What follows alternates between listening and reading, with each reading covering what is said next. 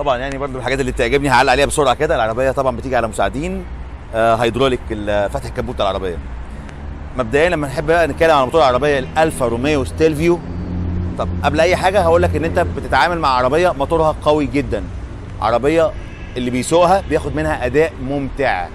موتور العربيه 2000 سي سي تيربو من مالتي اير، 280 حصان بيتحققوا عند 5250 لفه في الدقيقه، 400 نيوتن بيتحققوا عند 2250 لفه في الدقيقه. فتخيل يعني انا بكلمك على حته الاداء، 400 نيوتن بيتحققوا عند 2250 لفه في الدقيقه، يعني الرقم الكبير ده بيتحقق عند الرقم الصغير ده او عدد اللفات الصغيره دي. فتخيل بقى اداء هيبقى عامل ازاي. هتاخد طبعا اداء من العربيه اداء ممتع جدا ومبهر جدا.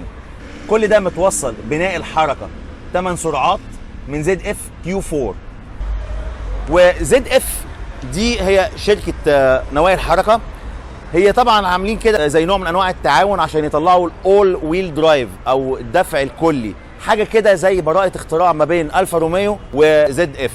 العربيه بتحقق من 0 ل 100 في 5 ثواني ونص، بتوصل السرعه القصوى للعربيه حوالي 240 كيلو متر في الساعه، ومعدل استهلاك الوقود في العربيه حوالي 7 لتر، ده طبعا طبقا لارقام رسميه لشركه الفا روميو.